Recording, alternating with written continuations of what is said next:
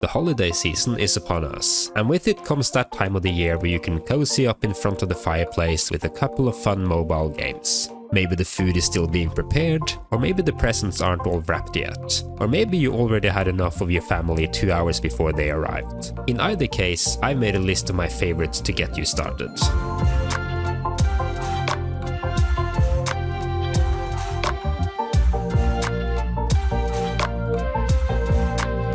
The fun thing about mobile game best of the year lists is that depending on where on the internet you look, there is absolutely no consensus on what the best games from this year actually were. At least with the more traditional console or PC games, you expect your Zeldas, and your Marios, and your Baldur's Gates to be on most lists. But with mobile, it truly is the Wild West. For fun, I checked out the recent Game Awards nominations for mobile games and found almost zero overlap with any other list I'd seen up until then. For example, out of the Game Awards 5 nominations, only one appeared anywhere on Pocket Gamer's list of top reviewed games, which is more than 50 games long. And the one they did agree upon isn't even the one that won the award.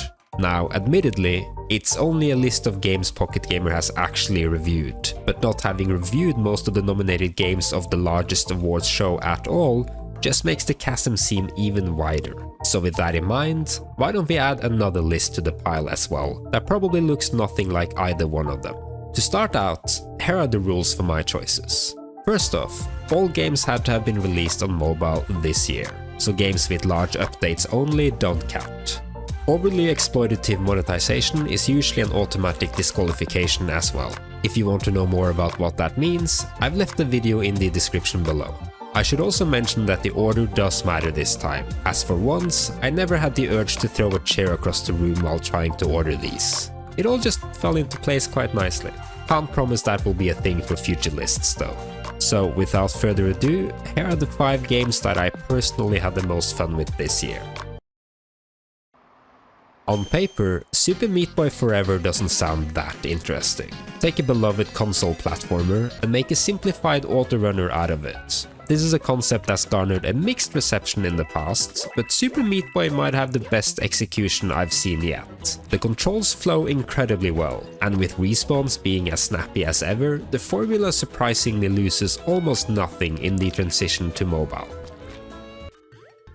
I've already talked at length about Super Cattails PAWS, at least by my channel standards, so I'll be brief. However, the short of it is that it is, and this might come as a surprise so strap yourself in, more Super Cattails, which I think is probably what everyone wanted.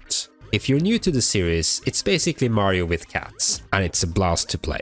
This one also has a free ad-supported version, unlike the other games on this list, so that might be helpful when deciding whether to check this one out. Be A Landlord is one of those games that just makes so much sense in hindsight. An almost empty slot machine has become a vital part of you earning your rent every month. And in between spins, you're asked to rig the machine a little in your favor by adding a symbol of your liking. And it's a formula that works incredibly smoothly.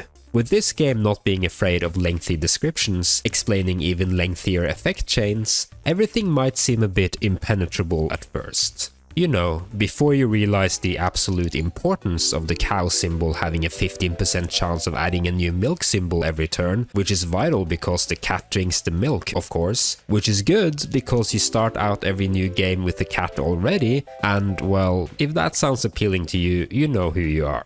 This one's truly as addictive as its real counterpart, but with a better chance of still holding onto your house and dog at the end. It's been an incredible year for mobile gaming, which is made very obvious by the fact that Roto Force is only my number 2 game.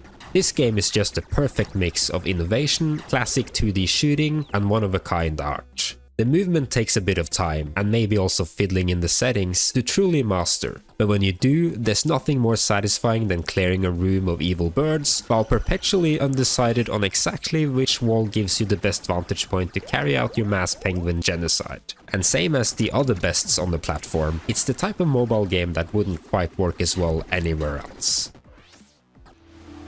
And my number 1 game of 2023 is gonna have to be Lia's Horizon.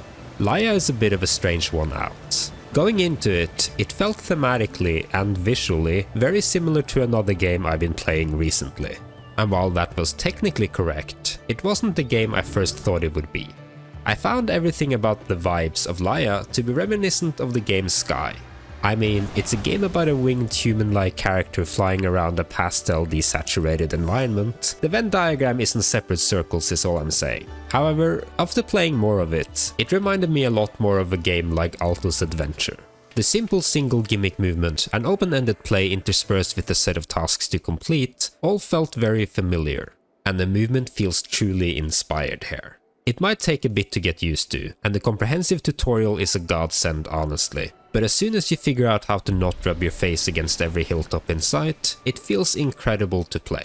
If I'm being honest, Lia's Horizon might be the best game I played this year from any year. And if your dad still has a Netflix account laying around and your device doesn't immediately keel at the sight of its phone-breaking graphics, this one's absolutely worth a play.